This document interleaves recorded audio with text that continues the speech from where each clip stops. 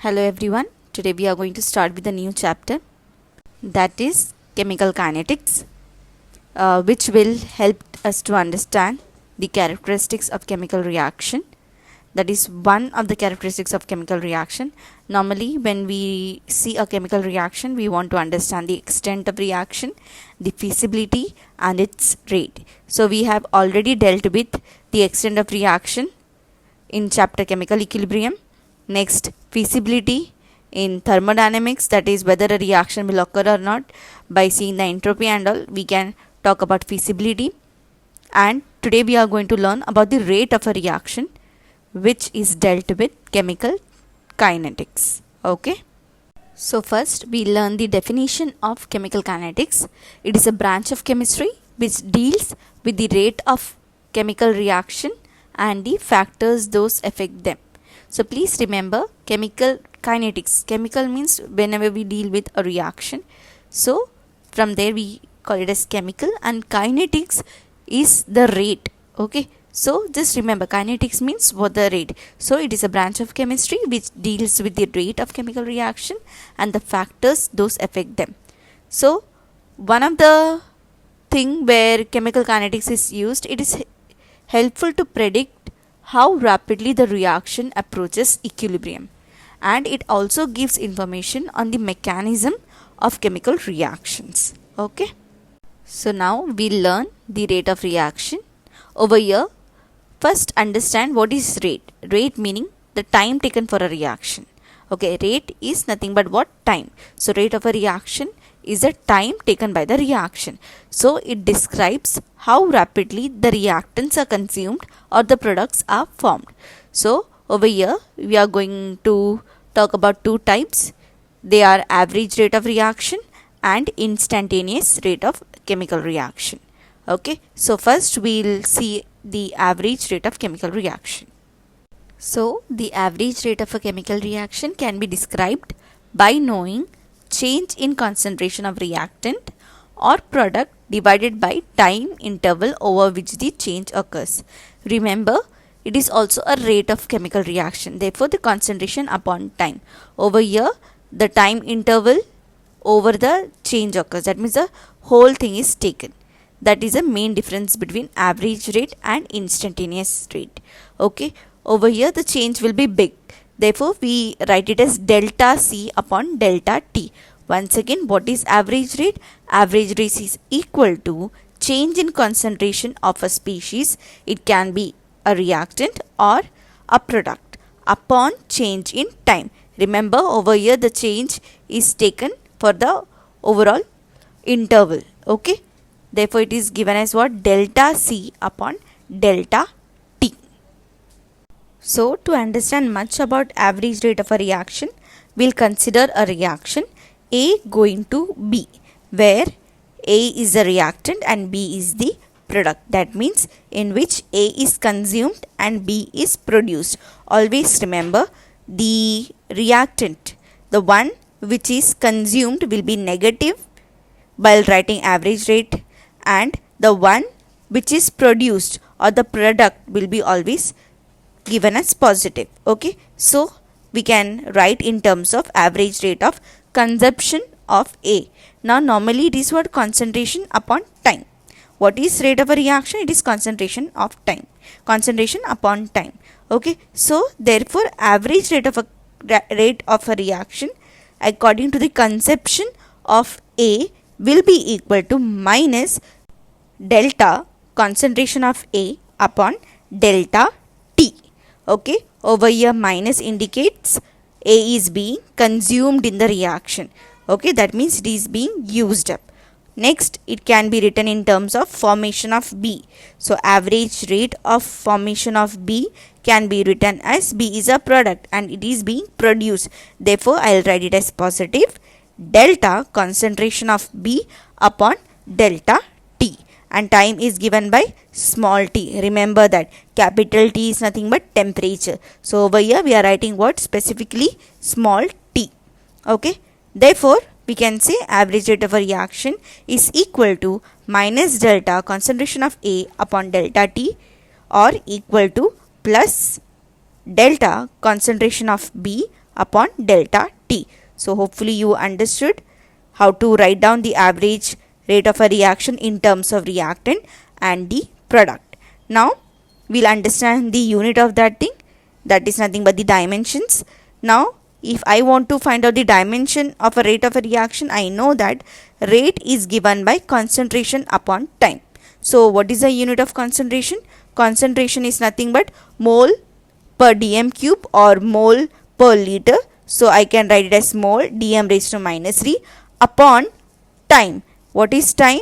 Time, the unit is second. So the dimension for average rate of a reaction or the rate of a reaction will be equal to mole dm raised to minus 3 second inverse.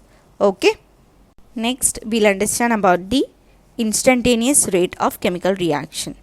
Over here, to determine the instantaneous rate of a chemical reaction, the progress of a reaction is followed by measuring the concentrations of reactant or product for different time intervals.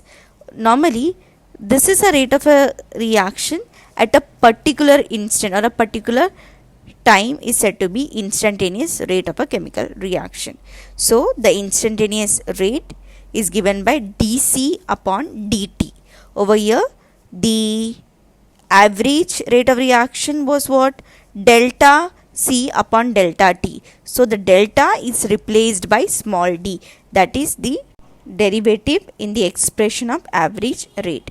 So the instantaneous rate dC upon dt is represented by replacing delta by derivative in the expression of average rate. The changes in concentration are relatively fast in the beginning, which later become slow. So the concentration of a reactant or a product is plotted against time, which you can see in these graphs. The first one is the reactant concentration versus time, and the second graph is of the product concentration versus time. So in both the things you can see a curve. In the above one you can see a downward curve, and in the second graph you can see the upward curve. Okay, so a tangent drawn to the curve at a particular time, let that be t1, gives the rate of a reaction, and the slope will give us the information about what the instantaneous rate of a chemical reaction at that particular time, that is at t1. Okay, so hopefully you understood what is instantaneous rate of a chemical reaction. So if I want to find out the instantaneous rate of a chemical reaction, like for example I have taken a reaction, the reaction is started. So if I want to plot this graph, what I am going to do, I am going to find out the concentration at different time interval, like for example at 5, 10, 15, 20. I will plot a graph. If I am talking about reactant, then I'll see the concentration of the reactant. If I want to talk about the product, so I will go for the product concentration. So once the graph is plotted against time, that is a product concentration upon time or the reactant concentration upon time, I will get a curve. Once I get a curve, if I want to find out, like for example I want the rate of a reaction at 8 minutes. Okay, I have taken what 5 minutes interval, so I don't know exactly at 8 minutes what is the concentration. So that can be known by drawing a graph in which I'll get a curve and I'll draw a tangent to that curve and I'll find out the slope of that thing. The slope will give me the information about the instantaneous rate of a chemical reaction. So hopefully you understood the meaning of instantaneous rate of a chemical reaction and as well as the average rate of a chemical reaction. Okay, so now we'll consider a reaction so that you will understand instantaneous rate in detail.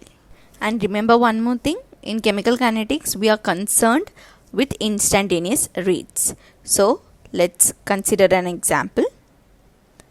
A going to B. So the rate of consumption of A at any time t will be equal to minus d concentration of A upon dt. So you know why there is negative sign, because it is being consumed.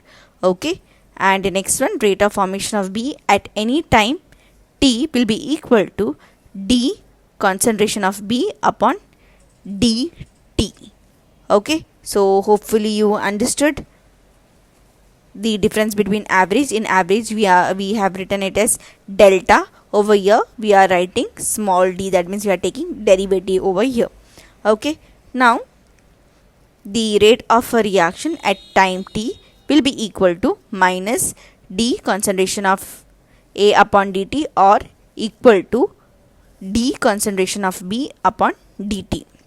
So over here the stoichiometric coefficients were 1 and 1 for both the things A and B.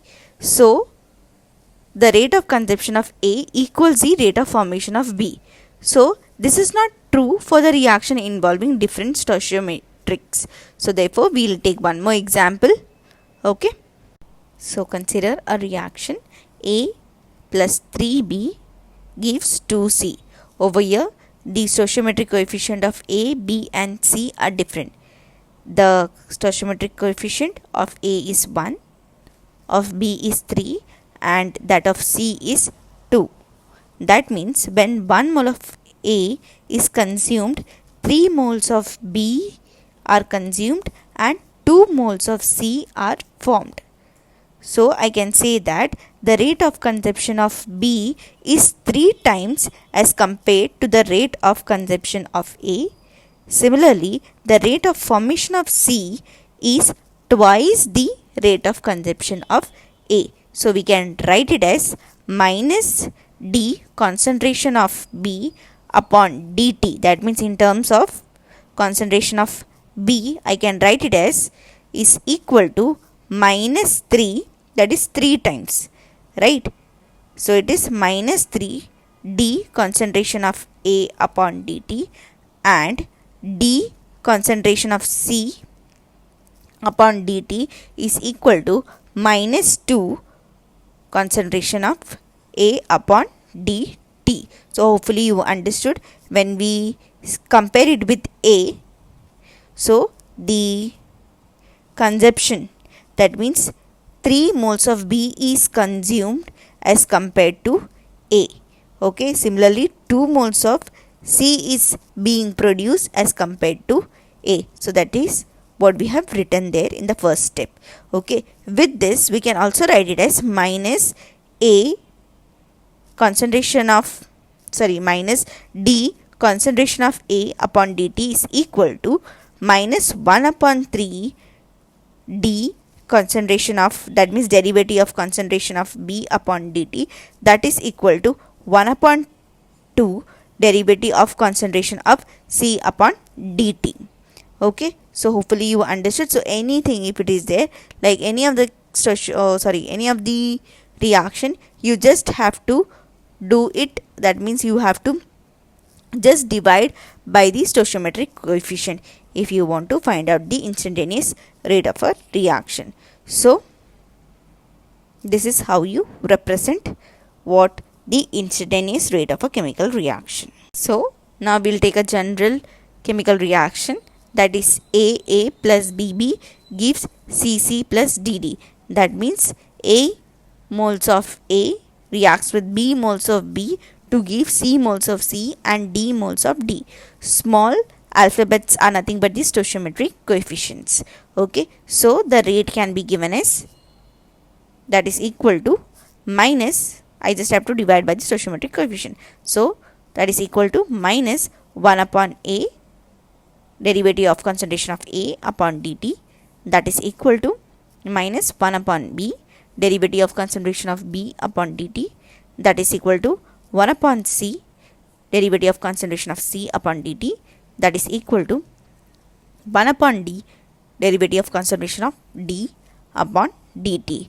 Minus indicates that the reactants are being consumed, and C and D, positive indicates the product is being formed. So hopefully you understood the instantaneous rate of a chemical reaction. Now we'll understand about the rate of a reaction and reactant concentration. The rate of a reaction at a given temperature for a given time instant depends on the concentration of reactant. So such rate concentration relation is the rate law. So remember, rate concentration relation is the rate law. And what is this rate law? It is determined experimentally.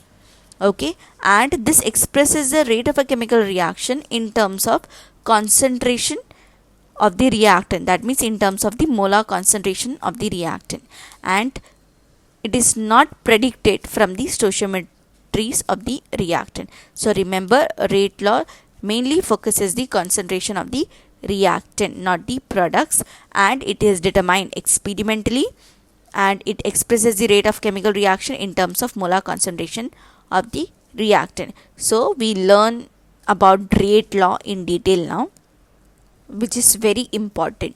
So to understand rate law, we'll consider a reaction, that is a general reaction. AA plus BB gives CC and DD, where A, B, C and D, that is the small alphabets, are the stoichiometric coefficients. So the rate of a reaction at a given time is proportional to its molar concentration at that time raised to simple powers. Okay, so the rate of reaction is directly proportional to what the concentration of A raised to X into the concentration of B raised to Y. So the rate of a reaction is equal to, I have removed the proportionality sign with a constant, that is K, into concentration of A raised to X into concentration of B raised to Y. And remember, whenever you write down the rate law is specifically for what? The concentration of the reactant. We cannot write it for the product. Okay, so rate law means the concentration of reactants only, and raised to the powers. Now powers, I am not writing it as A raised to A and B raised to B. Why? Because it is determined experimentally. So that value will be given to you, what is X and Y. Okay, so always remember, X and Y are experimentally determined values. Okay, and it is not equivalent to A and B respectively. Okay, so please remember this thing, this is very important. And one more thing, that K is called as the rate constant, that is the proportionality constant, which is independent of concentration and varies with temperature. So hopefully you understood. And the final equation which we got over there, that is rate is equal to K concentration of A raised to X into concentration of B raised to Y, is also called the differential rate law. Okay. The exponents X and Y appearing in the rate law tells us how the concentration change affects the rate of the reaction. So let's say if it is given that X and Y is equal to 1, then the rate will be given as, that means the rate law is given as, rate is equal to K concentration of A raised to 1 into concentration of B raised to 1. That means if either of the concentration of A or B is doubled, the rate of the rate of the reaction would be doubled. Okay. Second example, for X is equal to 2 and Y is equal to 1. Over here, the rate law can be given as, rate is equal to K into concentration of A raised to 2 and concentration of B raised to 1. Okay, so I can write it as, if concentration of A is doubled, keeping that of B constant, the rate of reaction will increase by the factor of 4. Okay, and if X is equal to 0, the rate is independent of the concentration of A, and if X is less than 0, the rate decreases as concentration of A increases. So hopefully you know now how to write down the rate law. Okay, so now we'll consider a reaction in which we'll write the rate law for that particular reaction. So consider the reaction, that is decomposition of H2O2, that is hydrogen peroxide. So 2H2O2 will break down into 2 water molecules and 1 mole of oxygen. Okay, so the rate law for this thing will be given as rate is equal to K into concentration of H2O2 raised to 1, since experimentally it is determined that X is equal to 1 over here. Okay, so if the rate of the reaction is proportional to the concentration of H2O2, the rate law is given by rate is equal to K into concentration of H2O2. So hopefully you understood how to write down the rate law. So today we have learned about rate of reactions, the average rate of chemical reaction, instantaneous rate of chemical reaction, and rate law, which is very very important. So please do learn it. Next time we'll start with the order of reaction. Okay then, bye.